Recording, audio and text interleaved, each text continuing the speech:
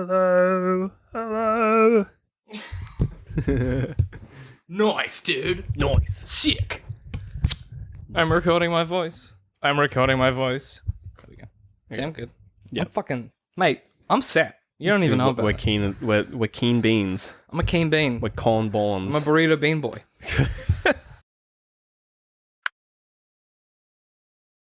Hey guys, welcome back to the Arthritis Podcast, official podcast of digital and creative media works, where each week we take something from pop culture and try to break it down to better understand it. My name is David. My name is Ben. It's a morning episode, man. It's a morning. We're drinking the coffee. It's the rare morning recording session for these boys. It's a bit chilly. It's a bit cold because we've got the traffic was fine. traffic was 'Cause it's okay. it's 9 a.m. and everyone's gone. Scooted in just Great. after the Yeah, after the traffic. Just after the rush. I've been to Woolworths twice already. Wait, what? Yeah, well, because I had to go to get cat litter, and then I was like, "Fuck, I forgot to get stuff for dinner." So Right. I went twice. Well, there's the cat litter. I see that there See the cat litter. in the studio. Very in the professional where it Very belongs. professional. Well, I had to wash out the other cat litter tray. So that was- Oh, gross. but I do like how the cat litter tray is literally a book tray from like primary school. yeah. Well, my mum used to be a teacher. Yeah, well, it makes sense. Yeah, Yeah. I remember having those. Oh, those were the days, Ben. Yep, But those these were are the the days days. where we talk about what is kind of an interesting film that I had a really good time with.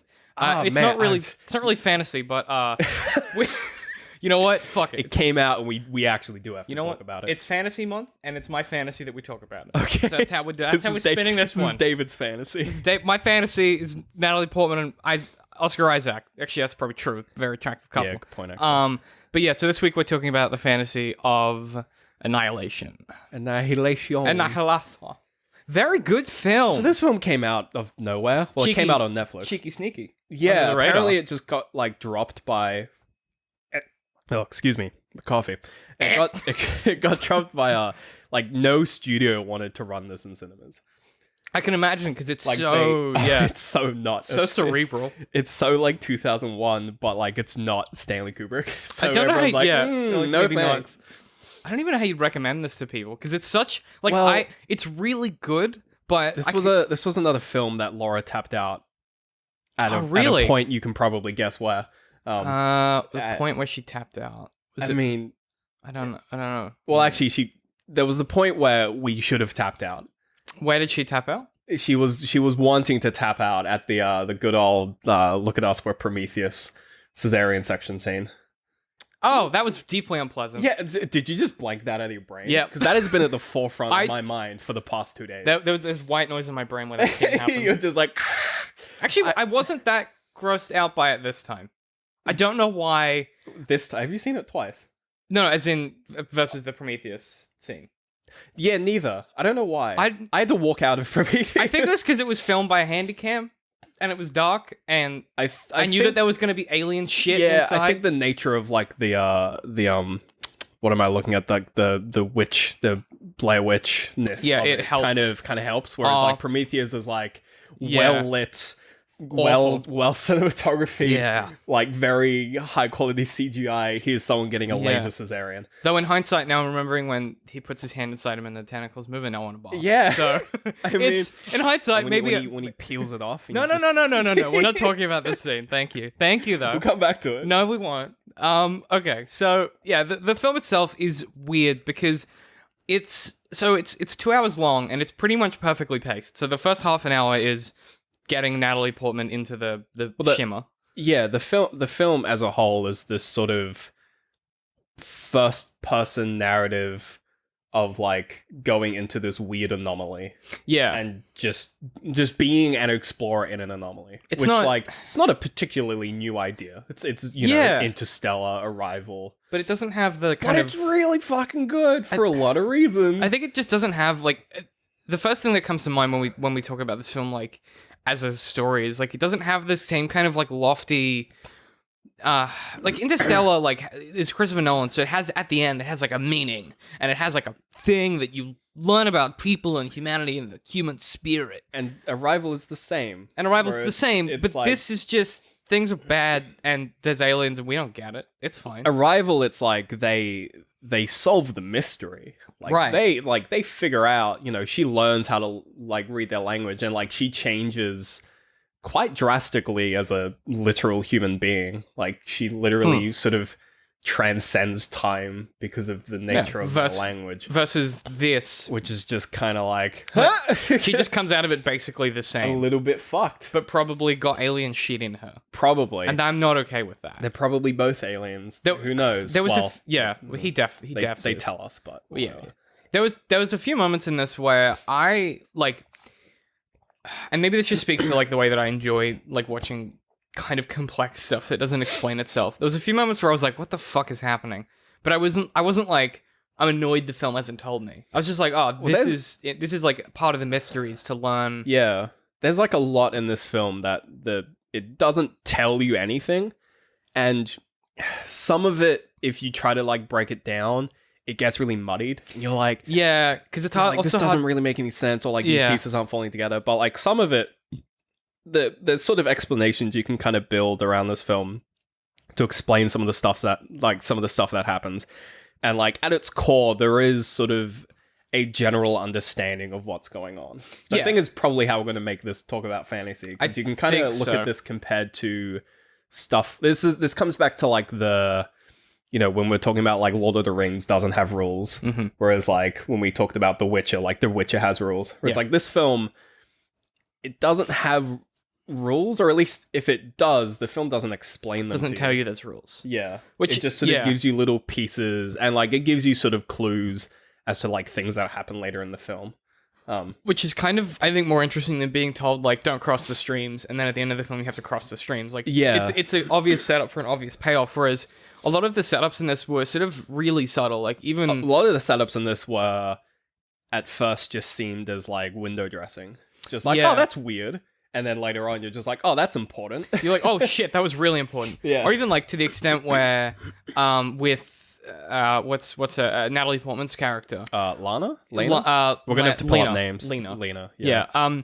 All of Lena's personal setups, so, like, with the husband and the cheating and all that stuff, it's, because it's all out of sequence in the flashbacks, and it's part of the narrative of her exploring, you never get it explained to you that the reason that she was trying to move on was that she thought he died in action after he found out that she was cheating on him.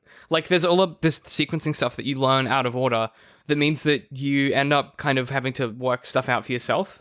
Yeah. And that's really rewarding, because when you start to see the pieces fall into place, it's that kind of fantasy thing of it's like when you read a really good fantasy book versus, like, say, like a Harry Potter, for instance, where Harry Potter's perfectly fine, but there's nothing for you, there's no...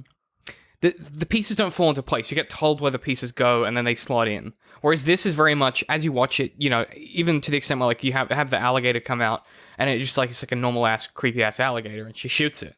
And then she opens its mouth, and you're like, oh, what the fuck? It's full of shark teeth. It's fucked and stuff. weird. Yeah. And that's...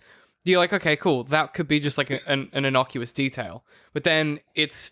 One of the signifiers is that it started from the inside, so the mutation started inside the alligator, which is how it starts with the DNA and the people as well. Yeah. So and it also, that scene is also like it bounces right off the sort of the this segment where she's looking at the flowers, and she's like, all of these different flowers are one species. Yeah. Like those two kind of like interlink, where at first you're just like, oh, it's just some funky flowers. Yeah. And it's like, oh, it's just a funky alligator. And then you're like, hang on, maybe they're all a bit funky. It's all wanted bad. Yeah. And I'm very afraid of this film's concept. This I cannot explain to you, Benjamin, how uncomfortable this film makes me as like an idea. I think it's cool. I think there's a lot of but I don't want to die and become a flower man. Well, that's, you know, there's a lot in this film that, like, when you break it down, especially just like the idea that it presents of like the things that happen in the shimmer, like everything just weirdly falls into place. So you have this general idea of like cross species, like mixing. Mm-hmm. So like, you know, at first when they're sort of on the outer rims of the shimmer, they see, you know, like flowers are crossing, and like alligators and sharks are crossing. So that's very close. Right, the species are pretty close. Yeah, it's like, you know, flowers and flowers, like crocodiles and sharks. Yeah. Similar-ish. Yeah, close-ish, kind of. I mean, they're both very old species. There's a few trees that like emerge with grass at a few points that you can see. Yeah, and there's like moss on everything because fungus is universal. Yeah. Like fungus fucking grows on everything. Correct. Fungus is just like, especially when they talk about like single-cell organisms. Fungus. That's fungus, bro. That's fungus. It's the first thing. So like first thing is fungus. Like that's why Makes you see sense. a lot of that. Yeah. But then as they get like further in to like, you know, the center, as they get closer to like the epicenter of this shimmer, you know, like weirder stuff starts happening. So you see like cross mammals. So like the bear.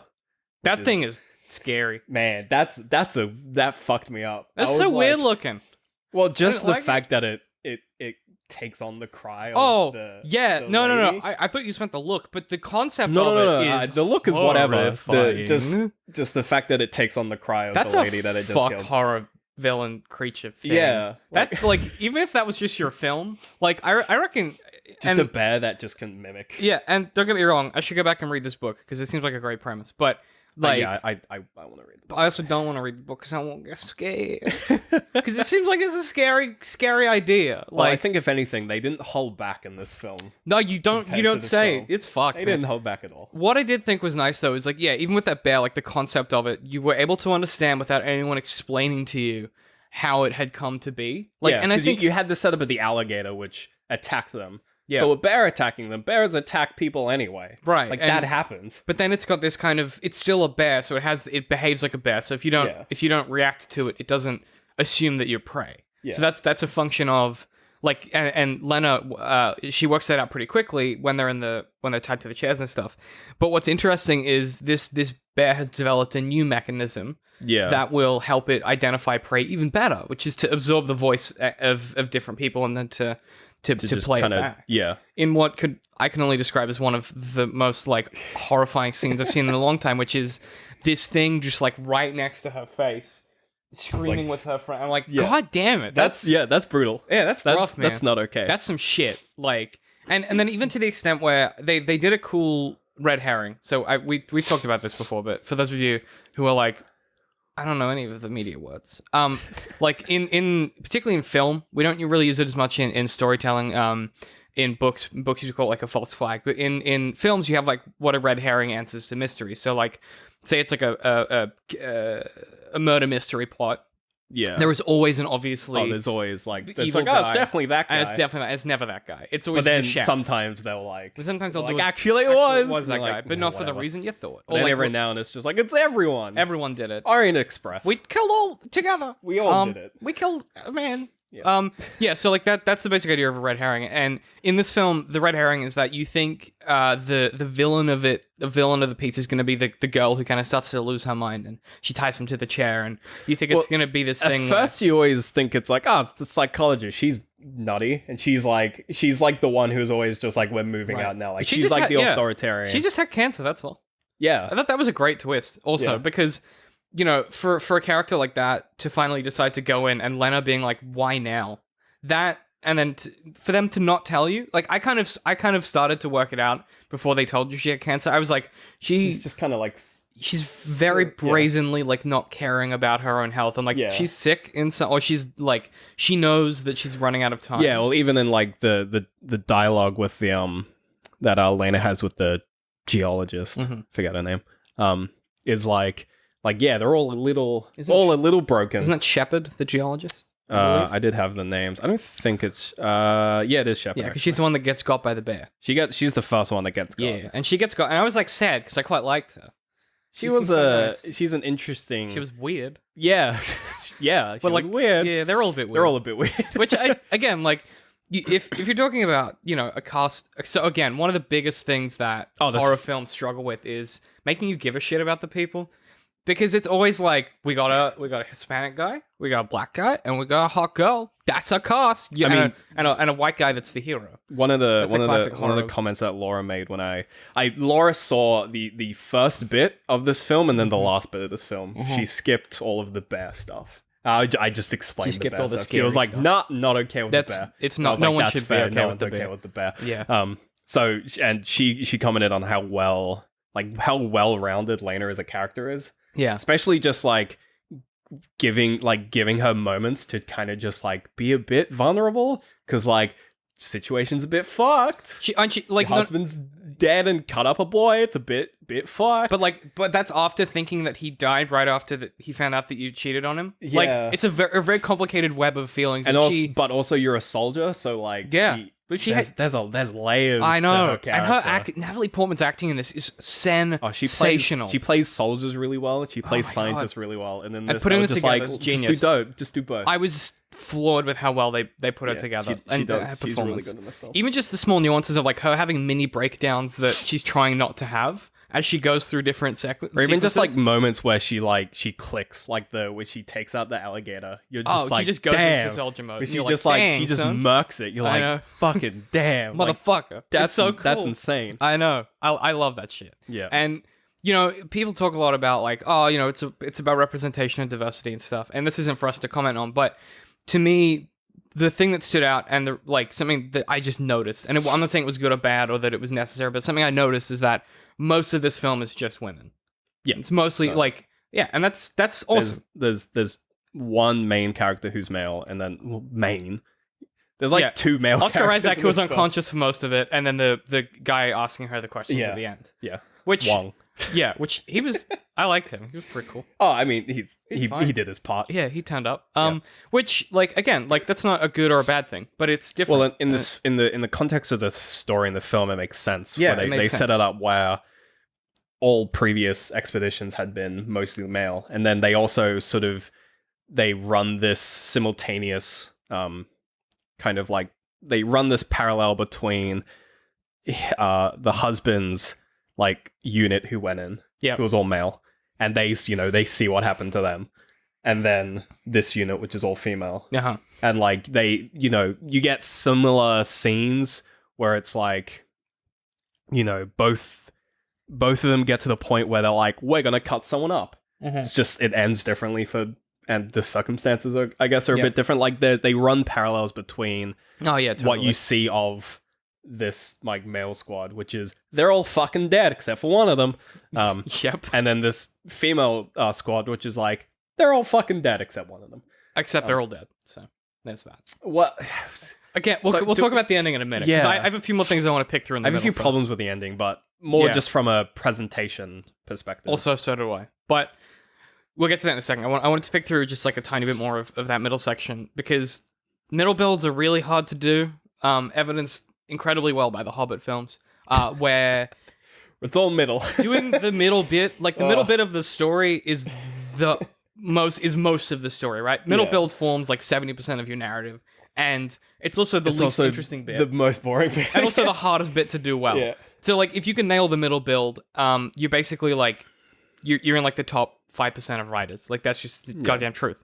I can't write an introduction to save my fucking life, so I don't know what that says about me. It's bad, and the ending and the middle build I've like kind of nailed. So like but that takes years of practice and theory and training. And one of the things that I've noticed as we've done this podcast more and more, and as we kind of consume more and more average shit, like just not good stuff. Yeah, just middle of the road. 90% of the reason they're bad is just the middle sucks ass. Like they have like a good setup and a good payoff, or they have like a setup and a payoff, but just like there's nothing in the middle. It's just garbage. Like Bright had no character development so to speak of, and had very little just happening. Sort of like mini climaxes. It was just over and over. And then.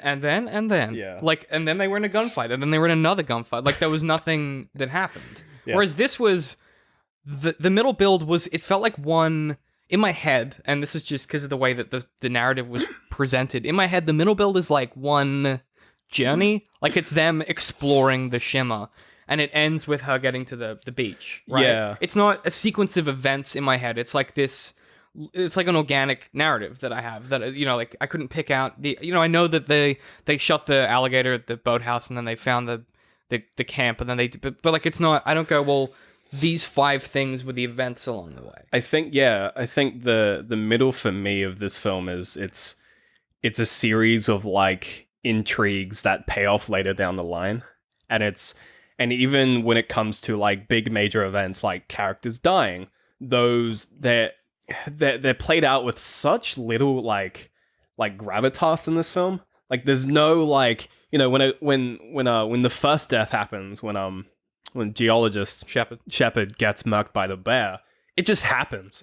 And it's only really given weight like later on when Lena finds the body. And even then, like it's pretty quick. That whole segment is quick, and there's also elements in there that are part of the payoff later. Like it's not just focused on her death. Yeah, it's letting you know that this creature's taken her voice and a few other bits and pieces. Yeah, and it does this weird thing where it doesn't really peak and valley. Like it's just a constant rise. Yeah, it's just constantly going through, and it's feeding you little bits of like here and there of like, you know, they're slowly figuring out what's happening, where at the same time you as the viewer are as well. You know, it's not like the curve of like the character knowledge and your knowledge is fairly sort of consistent. Yep. There's no point where you're like, oh, I already know what's going on. Yeah, there's no dramatic irony. There's never a point where you know more than the characters do. Yeah. And even when the characters kind of just spit exposition at the screen, like after the second bear encounter when when the very smart physicist girl. Oh, I can tell. Not Anya. Josie. When Josie and Lena are talking, and they basically use that scene to sort of like reaffirm, like, yeah, when Shepard died, the bear took her voice.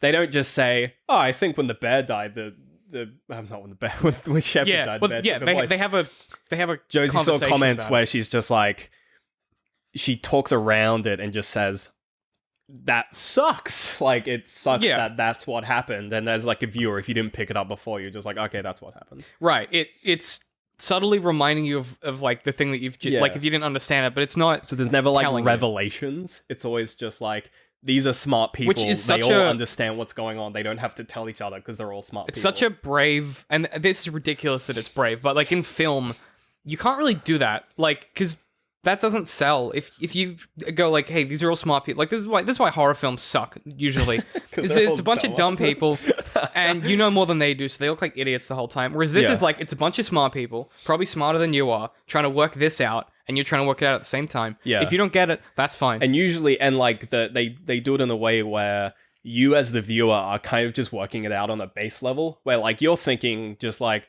oh, it's just mixing things. It's just, oh, that's just a shark alligator. Oh, and that bear just has her voice. Right. But the characters are like... They're doing the science shit. Yeah, they're doing like, the DNA is refracting, which is a bit bullshit, but yeah. Hey, you know what? I like the idea of the prism.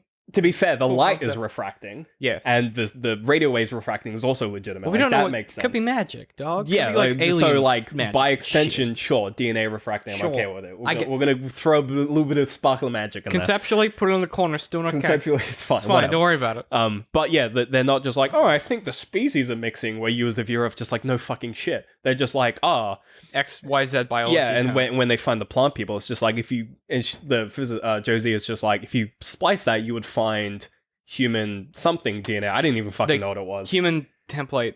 So like every human cell has the template for being like to build a human. Yeah. And so like what she was saying is that you'd find like, the human shape. The human plan would be in those cells. Which also, by the way, that whole area where there's people that are flat, creepy as shit, right? You thought it was creepy? I thought it was weirdly beautiful. It was beautiful, but it was beautiful in that way that I found it. I was like, put me a bit on edge. I was like, are they gonna move? That's the thing. I'm glad they didn't like make them creepy because it made Josie's departure just like really nice, serene. Because her as a character, like having the scars, it's like, and like her, I think Josie's departure in this film is like one of the strongest. Absolutely. Like, and especially when it goes to at the start of the film where we have this sort of, I guess, in media res, it's sort of like... How does the film start? It starts with the questions from... Oh, well, that's like the meta narrative. Yeah. So it's not really media res. It's more a framing device for the story to be told. Yeah, you're right. So like when he's asking her like what happened to all of the people, and her answers are like, he's like, what happened to... And I want to go back to confirm this, but what I'm pretty sure is what she says. Is that when she asks what happened to Shepard, she's like, I don't know. When she asks what happened to... No, not Shepard. When she asks what happens to the psychologist... Ventress. Yeah, she's like, I don't know. Yeah. When she asks what happened to Shepard, she's like, she's dead. Yep. When she asks what happened to, Josie. not Josie, the other one, the I do not remember physician, her Anya. name. Anya.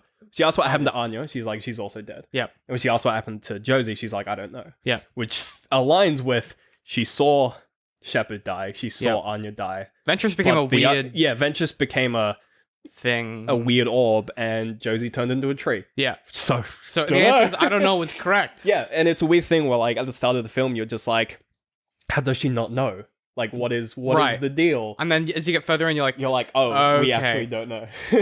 Something that I will go back to confirm whether that's the case. Because sounds right. I think that's what happens. If it isn't right, you've given the film film a lot of credit. Yeah.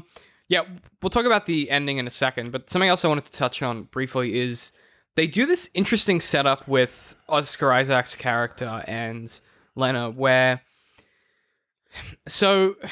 they have a so he gets back from the Shimmer, and they have this weird conversation. He's not really there.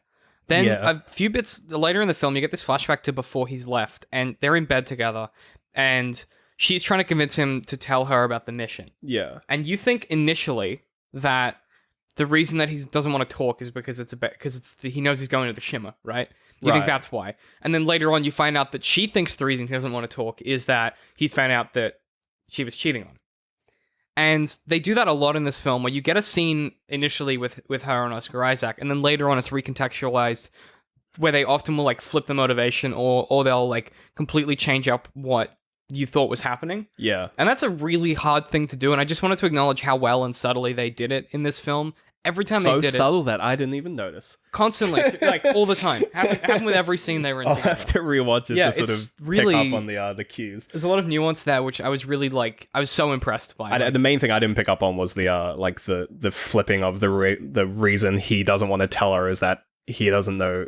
You think that he knows that she's cheating? Yes. I didn't pick up on that. Yeah, well, it's... Yeah, like, it was just I just took that as, she's cheating because I guess she's... like in terms of the timeline, I was like, I don't know when this is happening. Yeah, well, that they sort of explain it that's when he's been gone for like 6 months ish. Well, the interesting thing is, even if you don't know the timeline of when those things are happening, the assumption is that because it's all from her perspective, it's all her flashback. Yeah. You get the information, then you get the recontextualization. So it doesn't really matter when it happened. It's more like. The timeline is the timeline of the film, not the timeline of the events, if that makes sense. So yeah, it's worth going back to rewatch just to see how they kind of do some of that really subtle stuff that was like super flawed. I was like, wow, that is some like good fucking writing. Yeah. Like that's some like next level shit. And if I don't know, if people who like didn't like this film, I'm guessing it's just because a lot of that stuff was, and for better or worse, a lot of it was incredibly subtle. And there is an argument, and again, it depends what you're trying to achieve, right? You're trying to make... I can understand some people being like annoyed with those scenes, just like because they do sort of cut into the interesting bits. But I think overall, it's really important for the story because without it, the first and the opening and the ending just don't make sense. And because it's a film about Lena's character. So makes sense to have character development. Yeah. Oh my god. I'm fucking surprised. Shit. Like but okay, we can talk about the ending now. Because I did my thing where I basically I did the thing where I talked about how much I like the relationship. So the ending. I mainly like my sort of the big impression I had. I think the thing that impressed me of the ending is like that like mimicry work with the double is bloody impressive because that's not CG. Like that's someone in a green suit.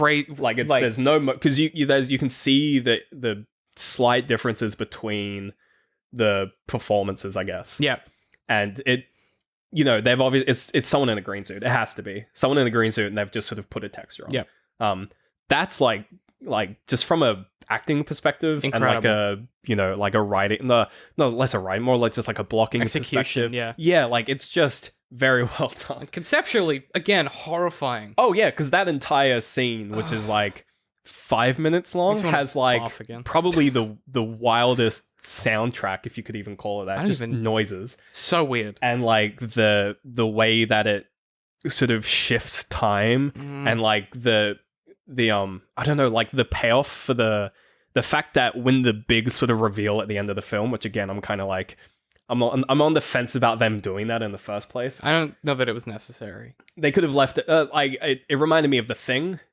If the thing ended with them saying, "Oh, look, he is the Thing." Yeah, exactly. You'd be like, "Oh, I thought the point of it." Okay. Yeah, I mean, they probably there's moments where they could have ended the film that would have been like, "Ooh," but they kept going.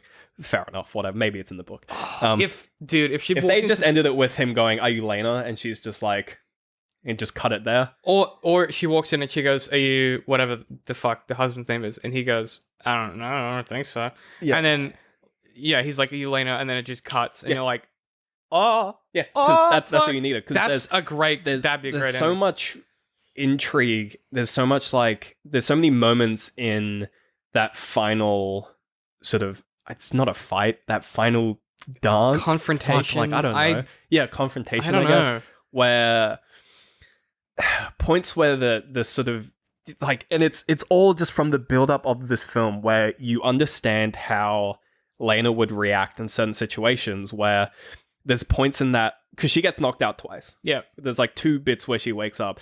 Sort of the first time she wakes up after being just socked in the face. Yeah. Her reaction is that of she sort of has a more fearful reaction. She's just like, "Oh shit, I'm gonna try to get out." Yeah. But and then she gets sort of pressed up against the wall. Which again, my goodness. Which again, it's like that. Just every part of my body was like, "Get me out of here, please."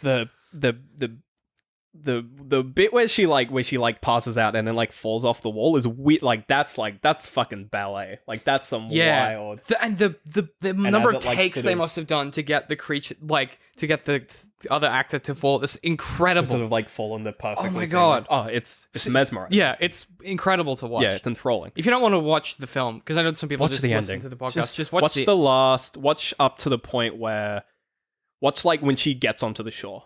Yeah, from the lighthouse, the beach to the end. From then on, that's really what you need to see in this. Incredible. Because from then on, the film is fucking phenomenal. It goes from horror film to 2001. To genius. Yeah. It's also, by the way, something that I was really impressed by was how obviously cute it was that when she got to the beach, she was safe from the forest and shit. I know this is a subtle thing, but just from a geography perspective, the forest was the dangerous thing because that's where all the shit is. And she gets to the beach and you're like, there's nothing around her. She just drops her bag. She's fine. Yeah. She's like, I don't need it. It's like, oh, that... Because that's makes it's sense. Almost just she knew that was the end. Yeah, she was just I'm done. Yeah. Which again, subtle cues, but meant that you kind of relaxed She didn't know what she was going to get at the lighthouse, so she was just like, I'm just going to leave my bag here because I don't plan on leaving. Also, those trees were fucking weird. Those trees were cool because that's pretty. That's the mixture of the trees going into the crystal sand. Oh, I didn't pick up on that. That's that refraction. That's so cool. That's a mix of weird trees glass-ass trees and glass. Oh, that's fucking dope. And because that's literally the lighthouse, that's mixing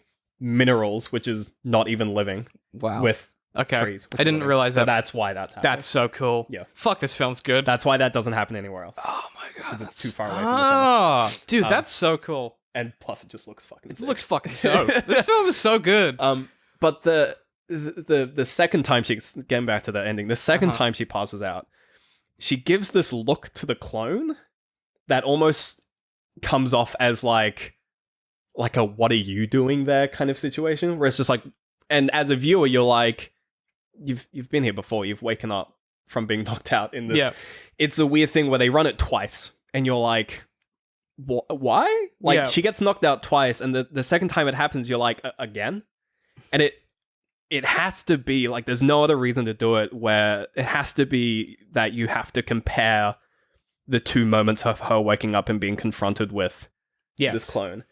And in my mind, or at least my sort of theory, and again, this theory is confirmed because of the fucking ending of the film, which is kind of why I wish it wasn't there. Yeah. But my theory is that during that sort of second pass out is when they sort of swap, or at least the narration becomes incorrect. Yes. And this is more Laura tipped me off to this, where I was just like, when did they swap? And Laura was just like, it's an unreliable narrator. And I was like, oh yeah, no, that makes sense. Yeah.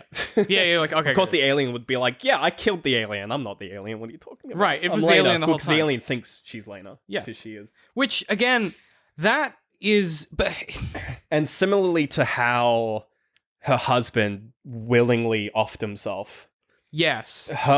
Lena, because exactly the same training, just also a scientist, so probably has a bit more of self-preservation going on. When she's sort of handed the phosphorus grenade by what she now understands as being the alien, she's just like, I guess. So here's a question. Why did Oscar Isaac kill himself? Because that's on videotape. Yeah, I think that's the same reason as to why Lena willingly sort of offed herself. Like, I guess there's some like missing like context to where, you know, maybe Isaac was just like, you know, I'm like, he was dying because he was getting all kinds of fucked up. Yeah, well, because they knew they were dying. Yeah, so maybe his sort of drive was just get back to Lena.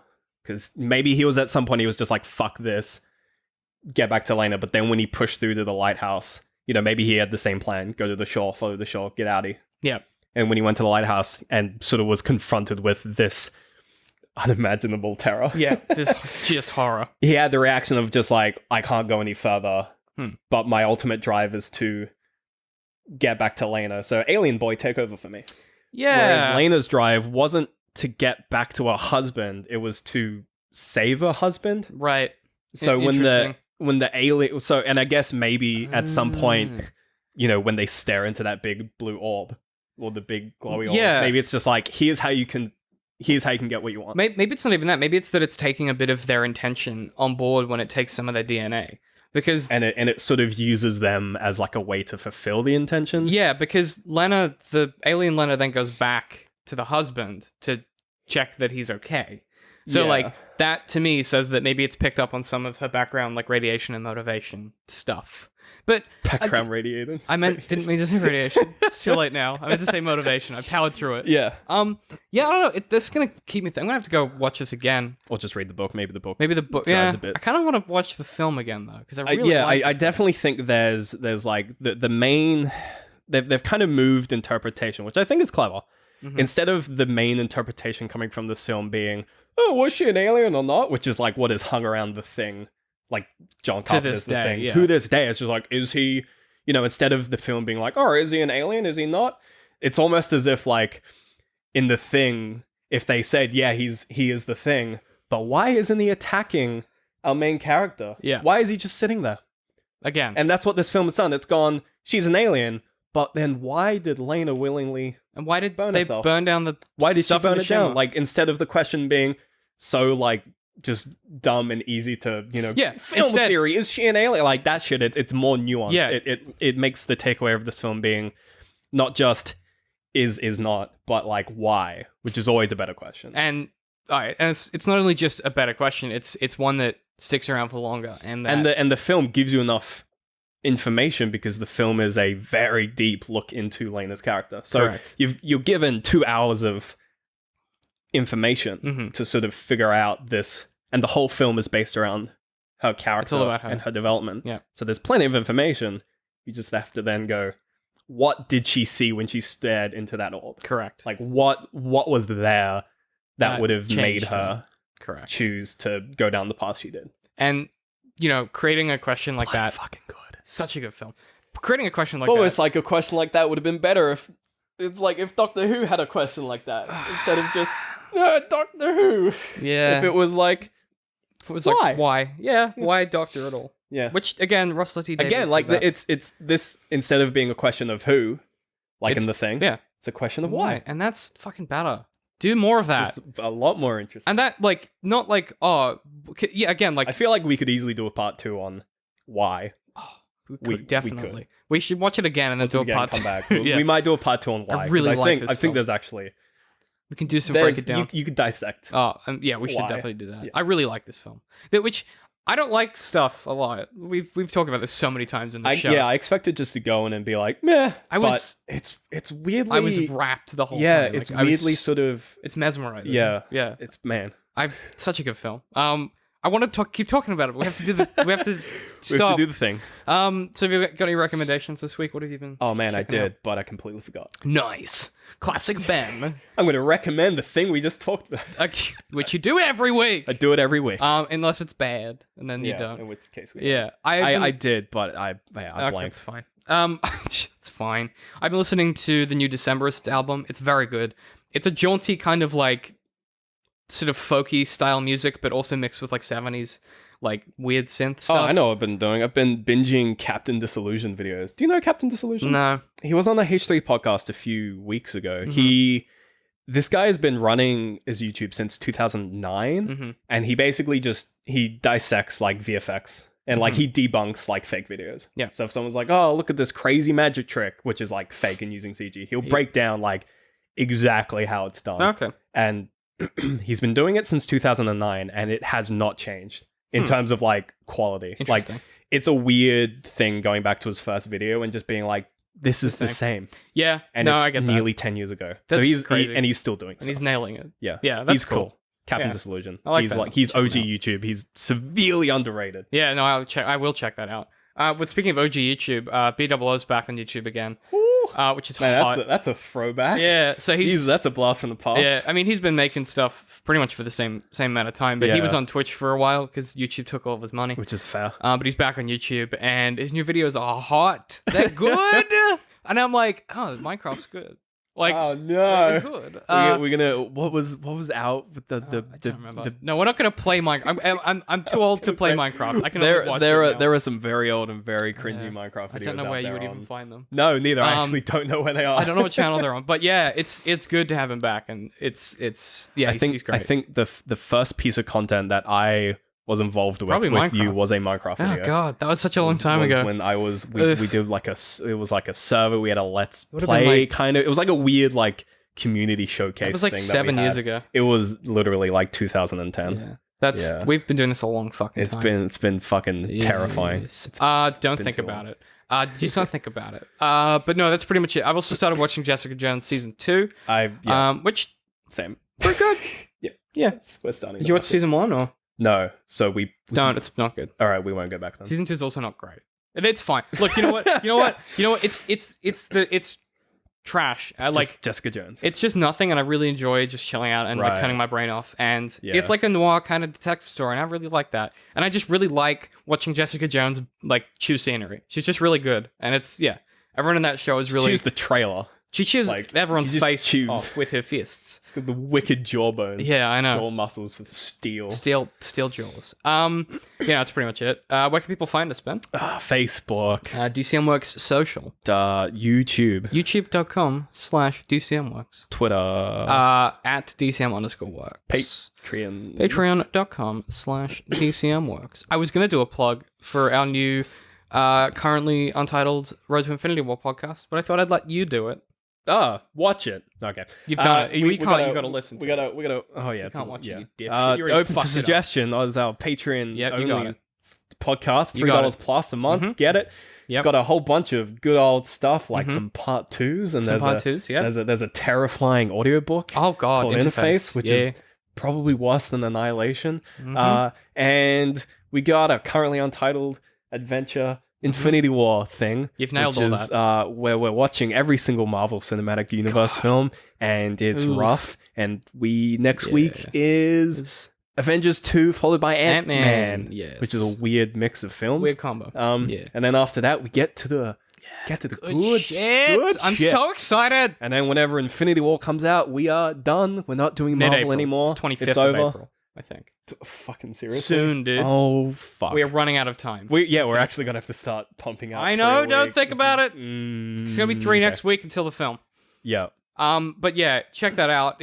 We have a blast. It's just really good fun. I think at the end of it there'll probably be a general roundup that we'll do a big chat yeah. and maybe cry a bit from how It'll much be, Marvel. yeah, we and there'll got. probably be like a pre-Infinity and post-Infinity War. Yeah, there'll be a lot. Because fuck, expecting we may to as hate it. well. Yeah. We're this deep in. We've come this far, and I still don't care about Marvel films. So we'll see Yeah. what happens. Ugh.